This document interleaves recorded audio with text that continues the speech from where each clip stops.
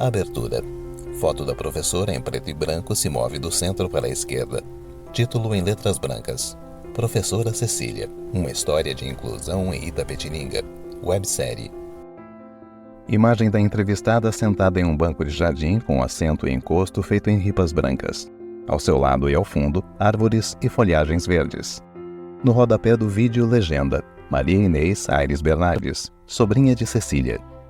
Maria Inês é uma mulher branca, cabelos escuros, longos e ondulados, veste uma calça branca e camisa preta sem mangas.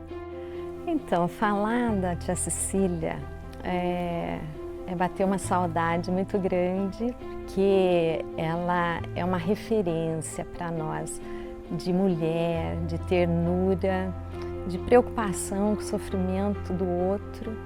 Então, tenho as melhores lembranças dela muito presente na nossa infância, porque a família deles, todos daqui, né? E daí as duas mais velhas, tia Cecília e minha mãe, fizeram o normal, porque na época Itapetininga era a terra das escolas, né? Então tinha o normal, as duas se formaram juntas e começaram a trabalhar. Entrevistada sentada em um banco na varanda de sua casa. Ao seu lado direito e ao fundo, pilares de tijolos aparentes. No rodapé do vídeo, legenda: Maria Teresa Vasques Aires, sobrinha de Cecília. Maria Teresa é uma mulher branca, cabelos escuros, longos e levemente ondulados. Usa uma camisa amarela sem mangas com pequenas estampas em tom amarelo mais forte. A Cecília era minha madrinha e achava a Cecília linda. Então era uma pessoa que eu gostava de estar perto dela sempre. E aí ela me contou, uma época, o que ela estava fazendo, que diferente da minha mãe que lecionava, ela trabalhava com surdo-mudo. Parece-me que ela teve logo no início uma aluna com deficiência na audição e ficou inquieta, né? Como ajudar, como melhorar essa situação. E eles tinham também uma vizinha que morava na casa ao lado que também tinha essa deficiência e gritava, quer dizer, pouco trabalhada, né? Era uma moça que não saía de casa e que durante o dia eu escutava os berros que ela dava. E eu não entendia o que era aquela pessoa que subia no muro, que gritava o dia inteiro.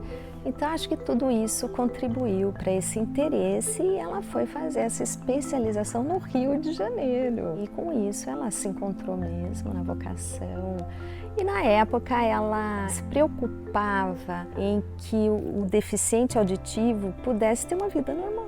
Então, nessa época, não existia em Itapetininga nada que fosse especial para deficientes auditivos. Não se falava em linguagem de Libras, os professores não sabiam. Então, a preocupação da Cecília é como que eu pego essas crianças que existem na região, e tinham muitas crianças, não só na cidade, como nas imediações, e que não frequentavam nenhuma instituição de ensino, porque não existia nada disso. Então, ela ensinou com que eles lessem, né, pudessem ouvir e falar. A técnica que ela usava, que eu me recordo, primeira é usar o sentido do tato do surdo-mudo com relação à sensibilidade a vibrações. Então, uma das técnicas era uma bexiga cheia, ela de um lado, a criança do outro, e você ia pronunciando as vogais, encostando o lábio na bexiga. Então, e ela levava os alunos na casa da minha mãe, eu me lembro que ela chegava com os alunos, né? E eles conversavam com a gente. Depois teve o teatro que ela fez, da Anne Sullivan, que foi assim, um sucesso na cidade. Foi maravilhoso, porque a protagonista era uma aluna dela. E as crianças, percebendo isso, começaram a produzir, aprender rapidamente as coisas e acreditar em si mesmo. Então, na primeira exposição dos quadros dela, você percebia assim, uma felicidade em cada uma dessas crianças, falar, este fui eu que fiz. E sempre preocupada em promover, em mostrar esse potencial, né? Não é porque você tem uma dificuldade auditiva que isso vai comprometer o seu potencial. Então, ela é muito animada a querer demonstrar isso. A primeira luta que eu percebi era a dificuldade de convencer os pais a deixarem as crianças ir para esse lugar e acreditarem que aquilo poderia trazer algum benefício para o filho, porque nenhum pai acreditava que o surdo-mudo pudesse um dia conviver na sociedade normal. As famílias não acreditavam nas crianças, a escola não acreditava nessa possibilidade, mas ela acreditava. E eu acho que o sucesso que ela teve foi por esse acreditar, por esse achar que o outro é capaz. Então ela se dedicou a vida toda para promover aquele que estava caído. Mesmo eles que ajudaram a fundar a PAI, né? Então você vê que sempre o movimento dela era ir ao encontro do que estava excluído, caído, para levantar. Entrevistada sentada numa poltrona branca na sala de sua casa. Ao fundo, uma cristaleira, um aquário de madeira e uma mesa de vidro. No rodapé do vídeo, legenda: Suzana Moraes Albuquerque, professora e ex-secretária de Educação de Itapetininga. Suzana é uma mulher de pele clara, tem cabelos loiros e lisos na altura dos ombros. Ela veste uma calça clara e uma camisa marrom de mangas curtas. A fisionomia dela já transmitia essa paz. E a forma de agir também era o que ela conseguia transmitir. Falava manso, falava baixinho, né, com delicadeza. Isso era muito marcante nela. Mas era também uma pessoa muito firme nas decisões dela, muito firme. Né? Quando ela decidia, por exemplo, dentro de uma rede estadual, né, de educação, algum projeto, ela mansamente ia galgando aqueles passos e conseguindo realizar o que ela tinha planejado. Mas eu sei que ela conseguiu, então, uma sala no Fernando Prestes, que era a única sala desocupada, para que ela pudesse desenvolver esse projeto. Era inclusive num porão. Todas as outras salas eram em cima e a dela era num porão. O meu primeiro emprego foi na Coronel Fernando Prestes e numa sala ao lado da dela, que inclusive essa sala foi também criada por ajuda dela, né? Ela trabalhava na classe de deficientes auditivos e eu na classe de deficientes mentais. E ali nós trocávamos muito, mas ela, sem dúvida, acrescentava muito para mim, porque ela tinha uma prática e um envolvimento com a questão da deficiência é muito grande, muito marcante na própria comunidade. Entrevistada sentada num sofá com almofadas brancas na sala de sua casa. No rodapé do vídeo, legenda: Lucilene Pellegrinetti, educadora e diretora de escola pública. Lucilene é uma mulher de pele clara, tem cabelos compridos, lisos e escuros. Ela veste uma calça jeans azul e uma camisa preta sem mangas. E quando a gente foi na sala da Dona Cecília, foi assim algo inédito, porque começava que fugia de uma sala dentro dos padrões convencionais da época, onde se tinha alunos enfileirados, professor sempre à frente, e a sala dela já começava totalmente diferente, né? Já era uma sala em forma de plenário, ela estava o tempo todo interagindo com os alunos. Então, o primeiro impacto encantador foi esse, né? Essa diferença na composição da sala. Então, eu lembro disso, dela sempre integrar todos os professores, né? Então, os professores iam até a sala, participavam, né, de atividades e colaboravam também, né, com o trabalho dela lá. Então não era uma coisa fechada dentro da sala de aula, porque o lugar já era um lugar que não era legal, que era no porão as salas, né? E ali ela fazia o possível para estar integrando. Muitas pessoas fizeram estágio na classe dela. Eu fiz magistério na Escola Peixoto Gomide e a gente tinha então que fazer estágio, frequentar as salas de aula, né? Para ver na prática realmente como se dava o processo de ensino-aprendizagem. E a gente fazia estágio nas 3 escolas, Peixoto Gomide, Anderbal de Paula Ferreira e na Fernando Prestes. E foi nesse momento que eu fiz estágio na sala da Dona Cecília. Na minha sala também, várias pessoas fizeram estágio também, porque a gente tentava isso, essa integração. E todas as festas, por exemplo, que tinham na escola, as crianças dela e as minhas participavam. De alguma forma, a gente colocava as crianças para participar também. Inclusive, quando ela fez o teatro, ela também integrava os professores da escola, por exemplo, professor de artes, né, ou até artistas da comunidade, para fazer um trabalho lá dentro da escola. Então, uma exposição, inclusive, que ela fez com as obras dos alunos, que eu tenho aqui 2 quadros que eu comprei dessa exposição, que foram feitos pelos alunos da Cecília. Então, ela era muito avançada nessa questão. Eu acho que hoje ela é, assim, para nós que trabalhamos na área de deficiência, ela já naquela época já demonstrava essa inovação, né, com relação à inclusão. A prática era realmente muito bonita, sabe, envolvente, porque ela tratava aqueles alunos com amor, com uma dedicação, com uma paciência, que era assim algo inusitado. Num tempo que os professores ainda eram muito autoritários, ela tinha uma vivência muito diferente com eles. E a gente via naquela prática os resultados, né? E ela envolvia a gente também. Esse método que ela trabalhava era um método específico dessa cartilha. Era o F, V, o R, era assim, todas para a criança perceber o som. Era uma cartilha fonética que para os meninos dela, ela mostrava o som, né? Por exemplo, o som do F, fazia para as crianças perceberem, né, o faca, né? E aí acompanhava um movimento, que naquela época ainda não tinha libras, né? Não era a libra como é hoje, era o método fonético gestual. Tentativas, erros, o som ia aparecendo numa vogal, A, O. A outra forma também de ensinar a emissão desse som era através do ar que se desloca. Então ela colocava a mãozinha na frente da criança e falava A, M, e depois a criança tentava produzir o mesmo deslocamento de ar colocando a sua própria mão na frente. A mão na bochecha também.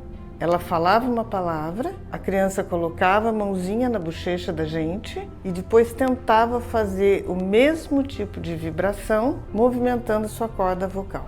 E ela envolvia a gente também, né, como estagiário, porque normalmente você estagiário, você fica no fundo lá da sala observando. Ela colocava a gente para perceber de perto como se dava aquele processo, colocava a gente para ouvir, né, a fala dos alunos, para eles ouvirem a gente falando. Então isso era muito legal, essa sensibilidade dela, né? Não só com os alunos dela, mas nos vendo também como alunos ali dentro da sala de aula. Porque é a coisa mais difícil que a gente vê hoje na rede, seja na pública ou seja na privada, é a inclusão de fato desses alunos. Porque não basta você colocar o aluno dentro da sala de aula ou dentro da escola. Você realmente tem que ofertar a ele condições para que ele se desenvolva. Entrevistada sentada numa poltrona amarela na sala de sua casa. Ao fundo, uma mesa com 3 porta-retratos e um vaso com rosas vermelhas. No rodapé do vídeo, legenda: Eliane Orlando Leonel Ferreira, professora especialista na área de surdez. Eliane é uma mulher de pele clara, usa óculos, tem cabelos escuros, compridos e ondulados. Ela veste uma blusa jeans azul com alças e sem mangas.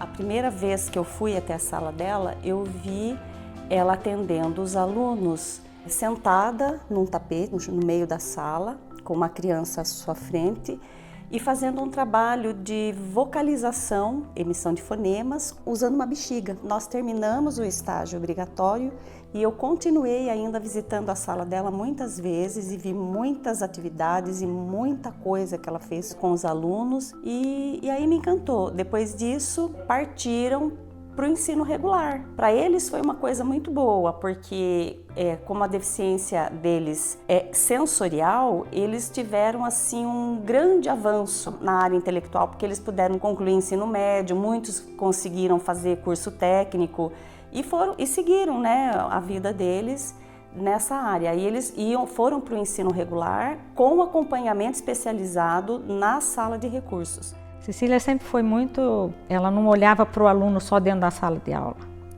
Então, por exemplo, se tinha um aluno que ela observava que tinha um problema neurológico, um aluno surdo, o que ela fazia? Ela levava esse aluno para Sorocaba para fazer um teste lá em Sorocaba, uma audiometria. Ela corria atrás, ela não se acomodava com a situação dos alunos, né? Sempre queria cuidar de uma forma completa das crianças, né, que estavam lá com ela. Era muito gostoso porque era tudo integrado, a gente não ficava lá isolado. Eu trabalhei em outras escolas que não havia, era difícil, né?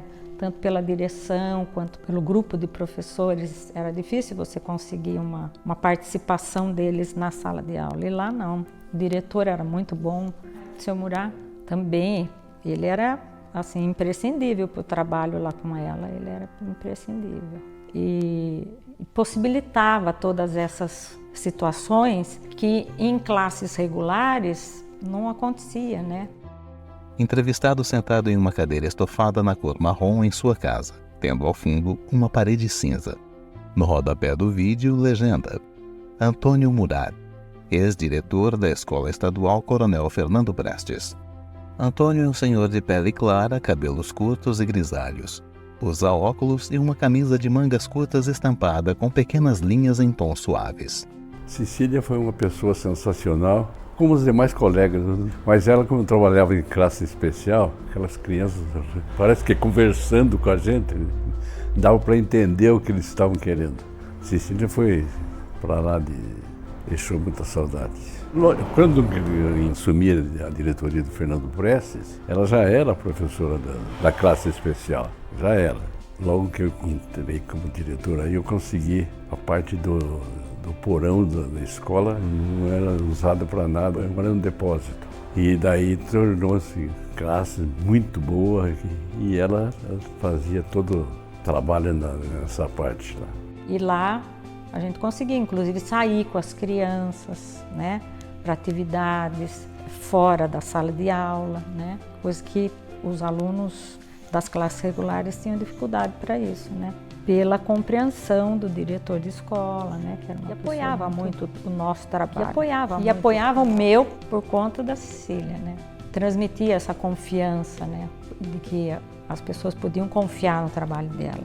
Aos poucos ela foi conseguindo a confiança desses pais e a classe foi se formando. A ideia dela era dar uma educação básica do primário, colocar essa criança numa forma de comunicação que a partir do ginásio, na época, né, conseguisse frequentar uma sala normal através de leitura labial do professor, desde que o professor olhasse. O que me marcou muito foi ver a dedicação dela com o trabalho de vocalização dos alunos, porque até então não se falava em língua de sinais. O trabalho com os surdos era todo voltado para a vocalização, era para auxiliar no desenvolvimento da fala. E ela era muito dedicada a isso, tanto que os alunos dela, muitos eles produziam assim a fala, né? Conseguiram produzir de certa forma a fala. E também eu vi uma aula dela de musicalização no piano para trabalhar timbre, né? A melodia da voz com os alunos. Isso realmente me marcou. Inclusive esse piano, antes de eu me aposentar, ele ainda estava na escola guardado lá, né? Hoje eu não sei dizer, né, se ainda tá, mas na época ainda estava o piano que ela usava, sabe?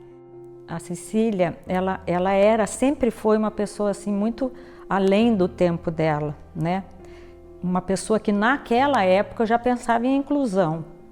Não se falava em inclusão. Pelo contrário, eu que tinha vindo da faculdade cheia das teorias, né? Deparei com uma coisa nova até para mim, porque ela era uma pessoa que sabia partilhar o conhecimento dela, não guardava só para ela. Sempre que tinha, por exemplo, alguma palestra, alguma coisa para falar em épocas de comemoração ou de lembrança da nossa área, né? Ela sempre me incluía, né? Então não era uma pessoa que pensava só nela. Ela sempre soube ter essa delicadeza de olhar para o outro, de olhar para a companheira que trabalhava ao lado dela ali, né? Na época, inclusão era uma coisa que não se falava, né? E a gente não via. Na verdade, os portadores de qualquer deficiência, de qualquer necessidade especial, ficavam guardados dentro de casa.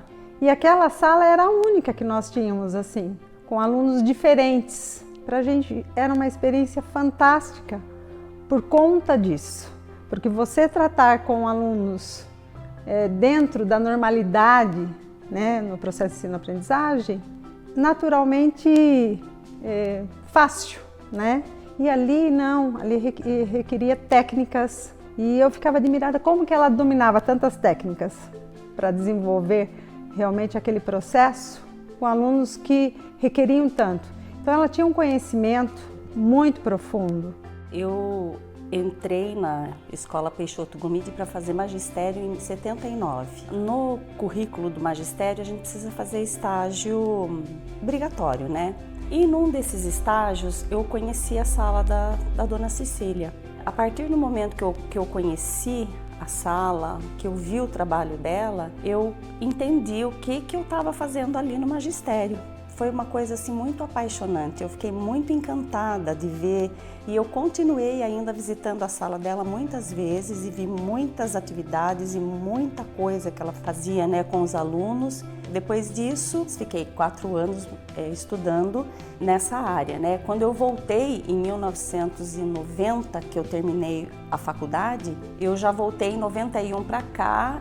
E a classe especial da Dona Cecília, ela estava sendo monitorada por um professor que era em caráter emergencial. Aí eu herdei aquela sala e trabalhei os meus 26 anos de magistério nessa área, com surdos, lá mesmo, no Fernando Prestes, naquela mesma sala. Então, tratar mesmo, fazer acontecer a equidade, né? Que dar oportunidades diferentes para que todos cheguem ao mesmo nível, às mesmas condições de aprendizagem, porque eles são capazes de aprender tanto quanto, desde que sejam oferecidas a eles as oportunidades certas, né? E então eu acho que o maior legado dela, além do que ela fez pela vida dos alunos dela na época, foi o legado que ela deixou para a gente, estagiária, que eu acho que assim como eu, muitas das minhas colegas que também seguiram a profissão, certamente foram para a profissão com um olhar diferente para esse público. E foi muito legal também porque essa época do meu estágio eu peguei o teatro. Então eu acompanhei um pouquinho dos ensaios para o teatro. E isso era fantástico. Daí mais que a gente queria estar lá fazendo estágio. Porque a gente encenar com alunos, né, que ouvem, que está tudo certinho, é super difícil, né? Muitos professores nem gostam dessa prática dentro da escola, porque pelo trabalho que dá, né? E ela fez aquilo com uma desenvoltura, né? Com um prazer, e foi tão fantástico para os alunos na época, porque eles se sentiram tão valorizados. Eu lembro na estreia, e assim era comovente de ver, né? Entrevistado no interior de uma igreja. No rodapé do vídeo, legenda. Milton Cardoso, orientador de artes cênicas. Milton é um homem pardo. Cabelos e barbas castanhos, levemente grisalhos. Usa óculos e uma camisa de mangas curtas na cor azul claro. Aqui, na igreja Nossa Senhora das Estrelas, em 16 de outubro de 1984, foi encenada uma peça que entrou definitivamente para a história do teatro itapetiningano, O Milagre de Anne Sullivan. Encenado por Marga Blois a partir do texto do norte-americano William Gibson. A peça teve 16 apresentações aqui na igreja e contou com quase 15 mil pessoas. Está clareando está clareando o povo lá, na rua instalando assim.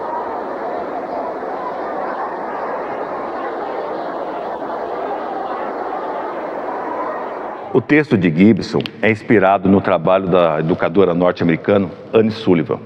A professora, com muita determinação, ensina a linguagem dos sinais a uma criança de 7 anos de idade, Ellen Keller, cega e surda desde os 18 meses de vida.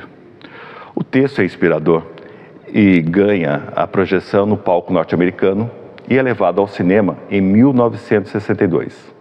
No Brasil, 5 anos depois, o Teatro Popular do SESI encena a peça com a atriz Berta Zemel fazendo o personagem de título e ganha um prêmio Molière naquele ano. E ela que eu quero, meu lugar, quero que você venha lá, ou ela me quer.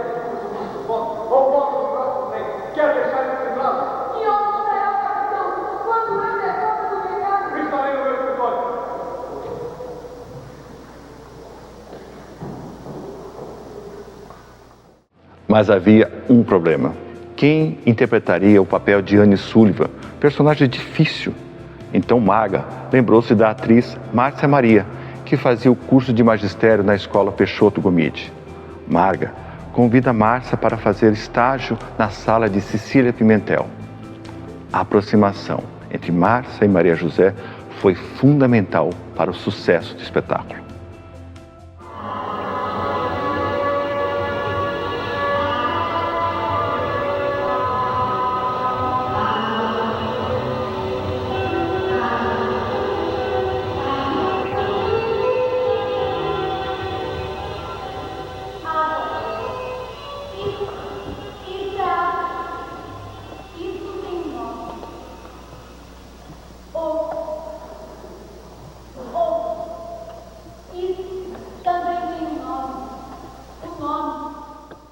Marga Bloss era conhecida pelo detalhe em cada etapa da produção dos seus trabalhos.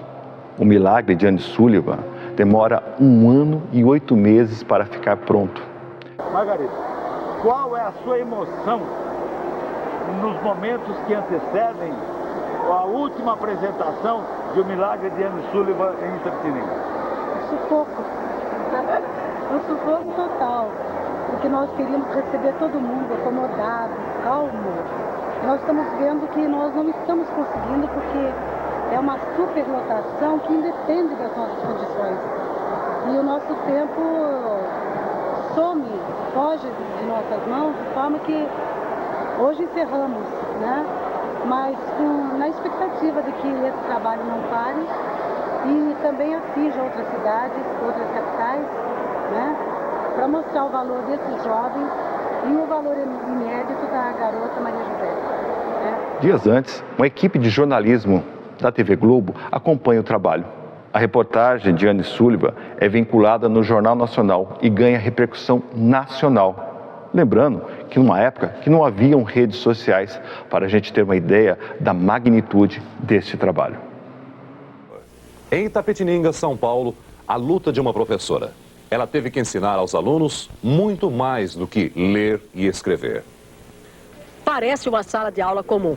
Lousa, carteira, giz. São apenas 10 alunos. 10 crianças que, quando chegaram aqui, não sabiam que tinham voz, nome e nunca tinham emitido nenhuma palavra. Apenas gritos.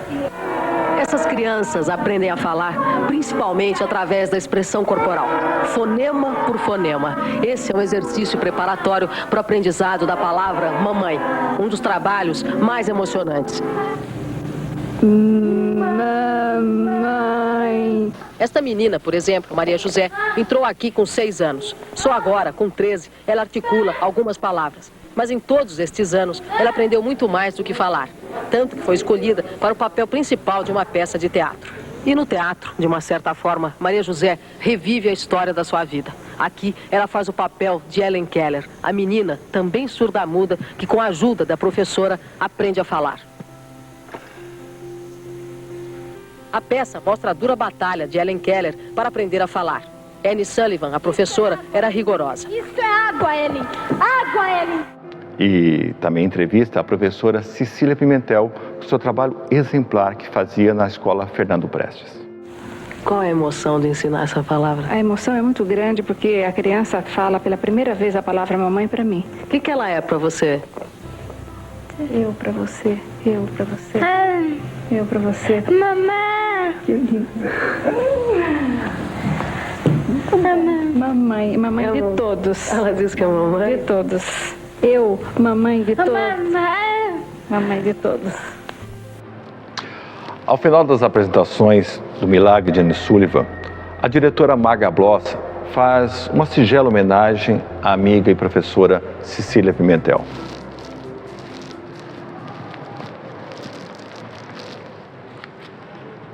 Muito da grandeza de servir está no desprendimento de quem o faz.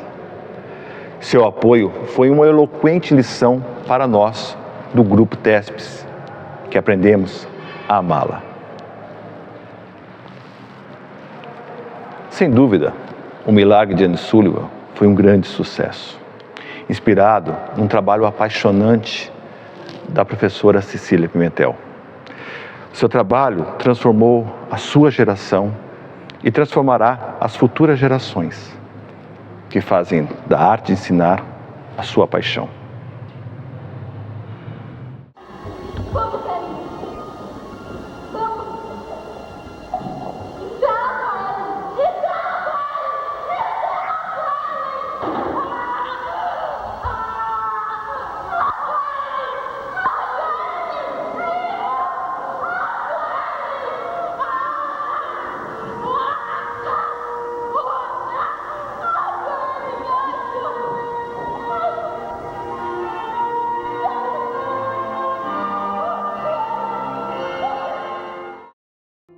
Entrevistada na sala de sua residência. No rodapé do vídeo, legenda: Silvia Lisboa Bittencourt Rodrigues, professora e amiga de Cecília Pimentel. Silvia é uma senhora com expressão alegre, tem cabelos grisalhos e curtos e usa uma camisa estampada em diferentes tons de azul. Ela me contou que estava trabalhando na escola com os deficientes auditivos. E eu era substituto na sala dela, então fui todos os dias. Então, ela começou a trabalhar na FEBEM. Ela foi chamada para trabalhar na FEBEM porque tinha muitos alunos deficientes auditivos lá, muitos internos, né? Não alunos, internos deficientes auditivos. E mais na FEBEM era um trabalho exaustivo. Mesmo que o trabalho para deficiente auditivo é muito exaustivo. Daí eu fiquei lá trabalhando, né? Fazendo o trabalho que ela fazia, né? De vez em quando eu entrava em contato com ela, perguntava as coisas que ela... Como que eu deveria agir em tal situação, né? Porque lá era pesado, né? E ela me orientava. Mas sempre com muita paciência, com muito amor, com muita caridade. Acho que foi a mão de Deus que me colocou na escola onde ela trabalhava, que ela já era professora, e ela me convidou para trabalhar dentro da sala de aula. Eu era uma substituta ali, né?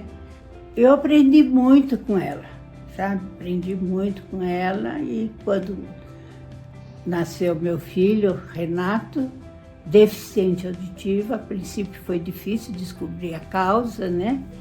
Que ele tinha muitos problemas, mas conseguimos, tanto eu como o Aderbal, conseguimos fazer dele um homem, né? Que hoje com 55 anos trabalha, faz 37 anos de serviço na prefeitura. E eu acho que eu aprendi muito com ela, devo muito a ela. Essa sabedoria de fazer com que ele fosse gente, fosse um ser humano. Não interessava para mim, tanto até agora ele gosta muito de contar que ele faz 37 anos que ele trabalha na prefeitura, que ele recebe o salário dele e que ele vai fazer isto ou aquilo com o salário dele. Mas interessa que ele é bom, ele é educado, ele é amigo de todo mundo e todo mundo quer bem ele, né? É isso que é importante, é isso que os pais dos deficientes auditivos têm que ver. Não só deficientes auditivos, todo mundo tem que fazer com que a pessoa seja um ser humano, né? E a gente trabalhou com ele com essa razão. Entrevistado sentado em uma cadeira de escritório. Ao seu lado direito, um computador ligado. No rodapé do vídeo, legenda: Dr. Edson Batista, fundador da APAE de Itapetininga. Edson é um senhor branco com cabelos grisalhos, usa óculos e uma camiseta na cor violeta. Professora Cecília, e ela nos convidou aí para participarmos desse projeto, por uma inspiração divina, né? Então ela nos convidou para nós começarmos aí a elaboração da certidão de nascimento da APAE, que começa pelos estatutos. E nós nos reuníamos ali na rua Campos Sales, e ali a gente ia durante a semana debater ideias, né? O que seria importante estabelecer no estatuto, embora já tivesse um estatuto padrão, mas ele teria que ser adaptado às necessidades da APAE aqui de Itapetininga. E lá nós nos reunimos. Às noites, eu me lembro de alguns companheiros que estavam lá também, o Dr. Terces, né, estava lá junto conosco, a própria professora Cecília presidindo as reuniões. E aí começou até para a instalação no dia 14 do mês de julho de 1971. Então nos reunimos lá, todas as autoridades de Itapetininga, para fundação, instalação e início, né, das atividades da APAE aqui de Itapetininga. E eu me sinto muito gratificado pela lembrança da professora em me convidar para eu fazer parte desse projeto, né? É um projeto mesmo divino, como eu falei no início, e está aí até hoje, rendendo frutos, né? Atendendo famílias. Eu mesmo já tive ali amigos, famílias que eu conheço, com quem eu tenho muita ligação, se apoiando ali nos trabalhos da APAE. Entrevistado em uma sala, tendo ao fundo de um lado uma parede na cor branca e outra na cor cinza. No rodapé do vídeo, legenda: Alexandre Leme, presidente da APAE Itapetininga. Alexandre é um homem branco, tem cabelos levemente grisalhos, lisos e curtos. Usa uma camisa de manga longa na cor azul escuro. Professora Cecília, uma mulher à frente do seu tempo. Ela consegue visitar a APAE de São Paulo e obter com sucesso, aí com toda a estrutura, mobilização da cidade de Itapetininga, e funda a nossa querida APAE de Itapetininga, no dia 14 de julho de 1971. Nós somos extremamente agradecidos eternamente pela professora Cecília, porque através dela, a nossa APAE, ela está há 53 anos fazendo história em Itapetininga. Nós somos centro de referência na região em apoio à deficiência intelectual. Nós atendemos crianças de 7 a 60 anos. Nós temos escola, nós temos oficinas terapêuticas, nós temos sala Snuslin, que é uma sala sensorial, a terceira APAE do estado de São Paulo a ter essa sala sensorial. Nós temos hidroterapia, ecoterapia, nós temos também oficinas culinárias, artesanato, nós temos também alunos que são ensinados ao profissional, ou seja, estão no mercado de trabalho, apoiados pela APAE Itapetininga, nos nossos comerciantes de Itapetininga, trabalhando, recebendo, registrados, como a CLT determina. Essa sensibilidade, esse amor à causa que hoje é apaiana, veio da querida e amada professora Cecília. E hoje, atualmente, nós atendemos 515 alunos, 365 na base, na sede, na Vila Paulo Aires, né? E temos 150 alunos até dezembro atendidos na unidade 2, que é o Centro TEA de Itapetininga, gerenciado pela APAE Itapetininga. Nós agradecemos muito por tudo que temos. A professora Cecília, com certeza, ela é diferenciada e a sua história se perpetuará para todo sempre na nossa APAE Itapetininga. Entrevistada em uma sala, tendo ao fundo de um lado uma parede de cor branca e outra de cor cinza. No rodapé do vídeo, legenda: Elisete Ponce Petelinca, dirigente regional de ensino. Elisete é uma mulher branca, cabelos castanhos claros e lisos na altura dos ombros. Está usando uma camiseta preta. A professora Cecília, ela foi um marco na educação especial e a partir desse trabalho dela, pioneiro aqui no nosso estado e na nossa região, ela contribuiu muito para que o estado crescesse nesse sentido de estar oferecendo oportunidades para as nossas crianças que são público da educação especial. Então eu entendo que isso foi para nós, educadores, e para o estado e para a rede pública, um marco que deixou na nossa história o início de um grande grande trabalho reconhecido e que para nós hoje faz tanta diferença, porque a partir disso hoje a gente tem na rede, né, esse olhar mais carinhoso, mais caprichado com as crianças que realmente precisam ter esse atendimento especializado. Então isso é muito importante para as nossas crianças, para os nossos estudantes e para as famílias também. A nossa diretoria de ensino abrange aqui a região de Itapetininga, são 9 municípios, né? E nela nós temos 51 escolas. Nós somos aí a primeira diretoria a ter uma sala de educação especial em todas as escolas, as 51 escolas que atendem às diversas deficiências. Então, em cada escola, conforme o público-alvo, é aberta essa sala para que seja atendido essa criança, independente da deficiência que ela traga. Então, também fomos pioneiros nisso. E isso vem trazendo um grande crescimento para as nossas escolas. As crianças acolhem os seus colegas de uma forma muito especial. Para eles, todos são iguais e todos somos iguais, né? Então, eles oferecem esse cuidado que a gente acha, assim, muito importante. E quando a gente vê o outro cuidando daquela criança que chega para ele, isso se torna dentro da escola um momento muito especial. E quando a gente vê a produção dessas crianças acontecendo. Uma criança chegou para mim no 6º ano e quando eu estava saindo da escola, essa criança ela já estava no 8º ano e antes de eu sair, ela fez questão de vir mostrar uma avaliação dela de língua portuguesa em que ela tinha feito sozinha. Então isso foi um momento muito emocionante para nós e aí a gente vê como é importante a gente dar oportunidade. E essas pessoas, eu acho que todo educador, ele já é uma pessoa abençoada, uma pessoa iluminada, porque o papel dele é um papel muito importante de realmente mudar vidas. E quando esse educador ele se dedica à educação especial, eles têm esse perfil de trabalho. Primeiro um perfil muito humanizado e depois um perfil de estudiosos que buscam realmente o conhecimento para poder fazer a diferença na vida dos nossos estudantes. Então aqui a minha palavra principal para eles é admiração e gratidão.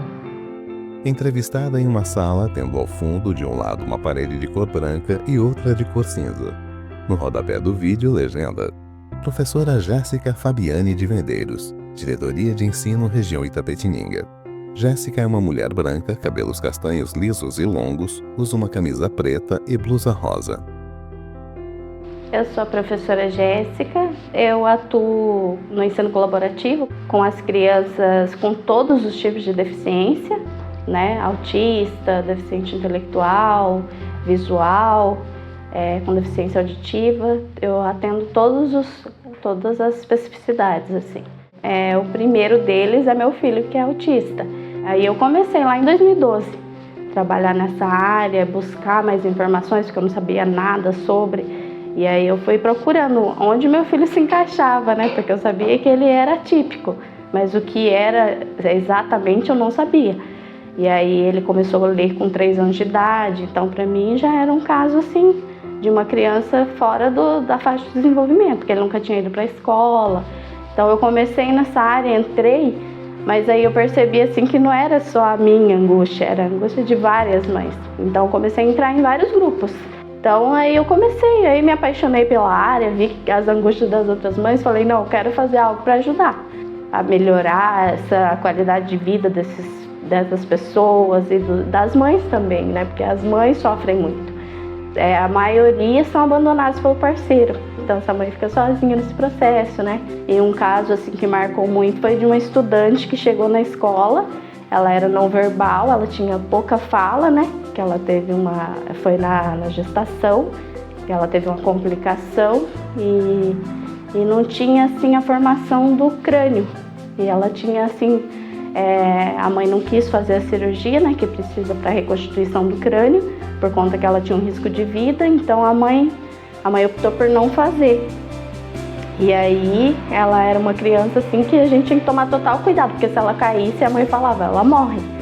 Então assim, aí eu convenci a mãe a trazer e confiar no nosso trabalho, confiar na equipe, né, que estava ali naquele momento, e trazê-lo para a escola. E aí cada 10 minutos ela pedia para ligar para a mãe, para falar com a mãe. Ela tinha muito assim, um vínculo muito forte com a mãe, porque a mãe nunca tinha levado ela para ficar sozinha em uma instituição. E aí um dia ela chegou na escola, assim, para mim foi um momento assim muito forte, porque ela chegou na escola, ela olhou para mim, eu não estava bem. E ela olhou para mim e identificou que eu não estava bem. Aí ela perguntou se ela podia fazer uma oração para mim, do jeito dela, né? Que eu já aprendi a interpretar todos os gestos que ela fazia, todo tipo de comunicação que ela tinha, eu consegui identificar. E aí eu falei que podia, e ela falou, oh Deus, cura ela. Então assim, da forma dela, mas ela falou, colocou a mão na minha cabeça e falou isso, falou essas palavras. E assim, foi muito marcante, porque eu pensava assim, que ela assim, ia ter muita dificuldade para se desenvolver. E nos primeiros dias ela ligava de 10 em 10 minutos para a mãe, depois ela começou a ficar na sala de meia em meia hora, né? Ela ligava para a mãe, aí foi aumentando o tempo. Depois, a hora que eu chegava na porta da sala para perguntar se ela estava bem, se precisava de algo, ela falava, vai para a sua sala. Então ela começou a passar o tempo todo, o período todo, ela queria ficar na escola. Era o contrário, ao invés dela ligar para a mãe para ir embora, para querer ir embora, ela queria ficar na escola. Estava até bagunçando já nos últimos dias. A cada dia que passa, eu aprendo mais com eles, né? A gente tem professor que fala, não, eu ensino, e eu falo, não, eu aprendo todos os dias. Todos os dias essas crianças me ensinam algo novo, porque elas chegam com um olhar assim diferente, sabe? Ela sente mesmo, ela é o sentimento propriamente dito. Ela é o sentimento, ela chega pra gente assim, e ela tem umas observações da vida que a gente às vezes não faz. A gente fica muito no automático e acaba não fazendo essas observações que eles fazem. Olhar lá para fora, ver a grama verdinha, ver os animais, ver as flores, né? Coisas que a gente esquece no dia a dia. E eles não, eles trazem isso pra gente, eles fazem a gente lembrar do porquê a gente escolheu essa profissão. Então, assim, eu me sinto realizada. Eu sinto que eles contribuíram mais comigo do que eu com eles. Todos os dias eu sinto que eu tenho muito a melhorar. Entrevistada em uma sala, tendo ao fundo de um lado uma parede de cor branca e outra de cor cinza. No rodapé do vídeo, legenda: Professora Josefa Santana de Jesus, Diretoria de Ensino, Região Itapetininga. Josefa é uma mulher branca, cabelos castanhos lisos na altura dos ombros. Usa uma camisa branca com desenhos que fazem referência à inclusão. No peito, a inscrição Inclusão. Trabalho na escola Eurenide Souza Vieira, no bairro da Chapadinha, que é um bairro assim maravilhoso, que a gente tem um público rural, então a gente tem um olhar muito maior, né? Maior por eles, porque eles vêm com aquela necessidade. E eu faço o trabalho de itinerância. De itinerância você pode trabalhar artesanato, você pode trabalhar teatro, você pode trabalhar... Você tem um leque para você trabalhar. Esses dias tinha um aluno que queria criar codorna, então você já entra na produção de ovos, comercialização de ovos. Então, cada lugar que você vai tem uma individualidade para você trabalhar. Cada um daqueles que você consegue fazer, ele vencer essa barreira, então é marcante para você, né? Um dos primeiros atendimentos meu, que foi no municipal, ele foi um aluno que ele me deu um soco no nariz. Eu levei um soco no nariz. Aí eu respirei fundo, continuei trabalhando. E nessa época passava o psicólogo na escola conversar com a gente sobre, né, o envolvimento, né, como que estava, como que era a socialização dele. Aí eu falei para ele, calma que eu tô me recompondo. Ele falou, o que aconteceu? Eu falei assim, eu levei um soco no nariz. O psicólogo muito tranquilo, ele falou assim, me fala em que momento isso aconteceu. A gente estava no parquinho e eu coloquei ele no carrossel, no cavalinho do carrossel. Ele falou, então, há muito tempo ele queria subir nesse cavalinho do carrossel e ninguém nunca colocou ele. Como você colocou, ele te agradeceu e essa é a forma dele te agradecer. Simplesmente assim, é o modo dele. E hoje ele está um moço, já está com 18 anos e está estudando música na casa do adolescente. Ele quer se comunicar, do jeito que eles estão tentando se comunicar com você. E não importa se é aluno meu ou não, se eu estiver no shopping e eu encontrar uma criança em crise, eu vou lá, eu dou apoio para a mãe, converso com a mãe, deixo o que eu estou fazendo, não importa o que eu estou fazendo. É minha vida, não é o meu trabalho, é a minha vida, junto com eles. Entrevistado em uma sala, tendo ao fundo de um lado uma parede na cor branca e outra na cor cinza. No rodapé do vídeo, legenda: Professor Rogério Franco Muniz, Diretoria de Ensino, Região Itapetininga. Rogério é um homem branco, usa óculos, tem cabelos castanhos lisos e curtos, usa uma camisa na cor cinza escuro. Tinha uma estudante que ela tinha muita dificuldade de concentração, de desenvolver operações matemáticas e alfabetização. Eu notei que precisava que ela desenvolvesse, primeiro passo, a concentração, né? Que ela conseguisse sentar para ela conseguir desenvolver as atividades, né? Então nós começamos um trabalho com ponto macramê, fazendo artesanato, pulseiras, e porque o meu foco era que ela se concentrasse, que ela aprendesse a contar e que ela se alfabetizasse, né? Com o processo daquilo, ela tomou o gosto daquilo, ela foi desenvolvendo o perfil e o gosto pelo empreendedorismo. E ela não só aprendeu a alfabetização em cálculos matemáticos, mas sim, ela passou a ajudar a família dela em casa. Ela começou a contribuir com a renda da família, né? Essa estudante, ela passou a fazer chinelo decorado, começou a fazer pulseiras, e daí ela chegava na escola lá, uma criança que não sabia nem os números, daí ela sabia dar troco, ela sabia contar, ela sabia contar o dinheiro, né, reconhecia tudo, passou a ensinar os outros alunos essa questão do artesanato, né? Eu achei maravilhoso. Esse ponto é um ponto marcante da minha vida. Os alunos da educação inclusiva, eles precisam de pessoas que tenham um amor, como a Cecília teve, né? E como nós temos agora. Da sequência é importante, é de extrema importância que isso aconteça e continue acontecendo. Entrevistada em uma sala, tendo ao fundo de um lado uma parede de cor branca e outra de cor cinza. No rodapé do vídeo, legenda: Professora Maria Aparecida de Siqueira, Diretoria de Ensino, Região Itapetininga. Maria Aparecida é uma mulher branca, cabelos castanhos lisos na altura dos ombros, usa uma camisa estampada e blusa cor marrom claro. Sou a professora Cida Siqueira, atuo na escola Professor Elisiário Martins de Melo, trabalho na sala de recursos, atendo todas as deficiências. Nós temos que mudar a história de uma criança todos os dias, como elas mudam a nossa história todos os dias. Nós temos que, todo dia nós reinventamos, como nós somos reinventadas também por eles. A educação especial é você olhar para o aluno e enxergar naquele aluno uma vida, porque é uma vida que está pedindo para você ajudar. Só o olhar, ele já entende você. E através daquele olhar, Deus vai direcionando você e você chega até aquele aluno de uma forma que nem você imagina, porque você tem a direção de um ser maior, que é Deus, que nos direciona no caminho certo. Eles também comigo não têm uma rotina, nós temos vida, vivência, troca de experiência, troca de amor, troca de carinho. Essa é a nossa vida dentro de uma sala de recurso. Quantas pessoas mudaram a vida, quantas famílias, quanta vida foi mudada através da Cecília, porque ela conseguiu reinventar cada um deles. É isso que é importante, é você reinventar a vida, porque a vida só é vida se ela é reinventada a cada instante. E a Cecília, ela deixou um grande legado para nós, que é a mudança de história, é viver a empatia, é incluir verdadeiramente. Ela caminhou junto com esses alunos. Ela não escolheu, simplesmente escolheram ela. Estava aqui, no coração. Porque a inclusão nasce com a gente.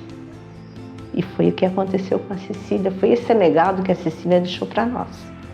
E reinventando, eu cheguei um dia para minha filha e falei para minha filha: eu quero um cachorro, eu quero reinventar.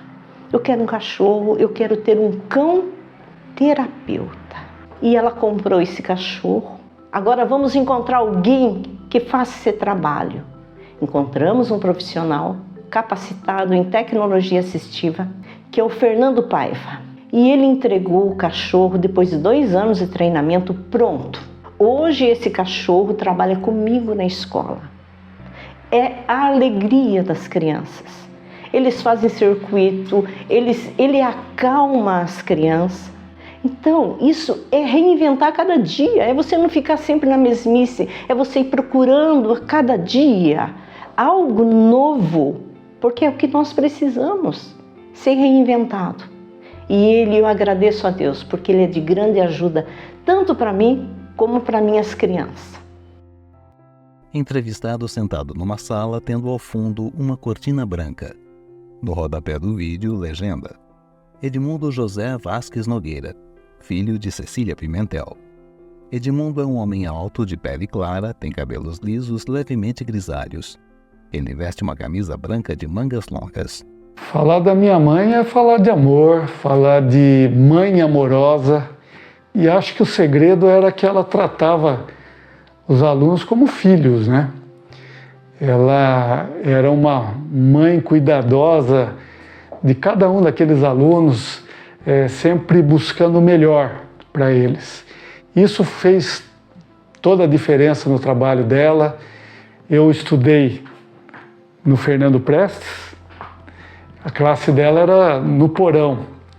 Então, no intervalo da aula, eu descia para vê-la, né? E alguns amigos iam comigo. E era interessante porque, mesmo estando no porão, quando abria a porta daquela sala, era tudo colorido, com muita pintura e os alunos ali sempre numa dinâmica diferente daquela do nosso ensino da época, né? Então, o trabalho da minha mãe era para despertar justamente essa parte da autoestima, essa parte para que a criança pudesse acreditar nela, né? E a arte teve um papel importante nisso. Ela era uma classe de surdos que ela tinha piano, minha mãe tocava piano, tocava violino. Ela foi descobrindo com o tempo, aqueles alunos que tinham perda auditiva, eles tinham uma compensação, eles tinham uma capacidade visual extraordinária. Ela começou todo um trabalho ali de pintura, e aquilo, as crianças, elas tinham uma capacidade de enxergar as cores, a profundidade, muito, muito mais do que a gente. E aí esses quadros, ela levava, fazia exposições, ela usava essas exposições, vendia os quadros, ela tinha toda uma dinâmica que era um entendimento de que não bastava só aquela aula dentro das quatro paredes da sala de aula, mas precisava ir muito além. E ela ia. E o resultado era fantástico. Eu acho que em 1987, se não me engano, os quadros dos alunos da minha mãe foram premiados numa Bienal, na Bienal de Kanagawa, no Japão, que era uma Bienal de arte infantil do mundo todo. E as crianças da minha mãe tiveram vários quadros premiados e foi um reconhecimento da capacidade que eles tinham. Então muita gente levava os filhos falando: olha, dona Cecília, meu filho não é surdo, ele não escuta, não fala. Aí ela fazia os testes e o problema da criança era outro, não era surdez. E ela ficava penalizada de mandar de volta para casa aquela criança que não ia ter futuro nenhum. Ela não podia atender na classe, porque não era a especialidade dela. E, no entanto, naquela época, aquela criança ia ser trancada num quarto e não ia ter perspectiva nenhuma de futuro. Então ela foi atrás, junto com meu pai, foi para São Paulo, conheceu a APAI e, junto com a comunidade, o Edson Batista, que é um amigo da família, envolveram várias pessoas e conseguiram a fundação da APAI, o apoio da sociedade, para que nós tivéssemos a APAI aqui em Itapetininga, atendendo a essas outras especialidades que ela não podia atender na classe dela. É essa determinação que ela tinha de, ao entender ali aquela criança que está isolada em si mesma, né, pela falta de conseguir se comunicar. Esse olhar amoroso, eu me recordo, tem muitas histórias, eram umas férias escolares, eu tinha ido jogar futebol. Quando eu retornei para casa, entrei em casa, um menininho numa mesinha fazendo tarefa no quintal de casa. Eu perguntei, mãe, que é essa criança que está aqui em casa? Não, esse é um menino que está precisando de um reforço, ele não conseguiu atingir o que ele precisava, então eu trouxe ele aqui para casa para poder ajudar aí, passar as tarefas para ele. E aí ela estava lá cozinhando, lavando roupa, dando uma tarefinha para o menino. Esse documentário é algo muito especial para mim.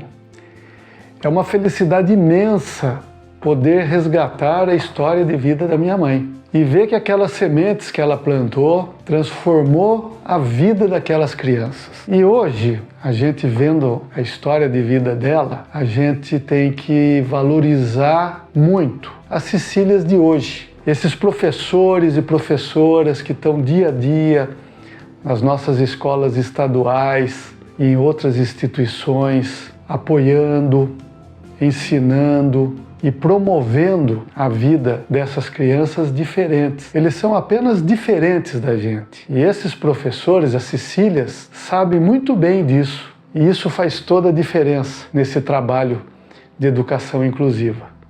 Por conta desse documentário, dias atrás eu estava mexendo em umas coisas que eu guardei da minha mãe e encontrei um cartãozinho escrito com a letrinha dela, que define exatamente o trabalho que ela fez. Ela escreveu o seguinte: o amor é uma linguagem que os surdos podem escutar.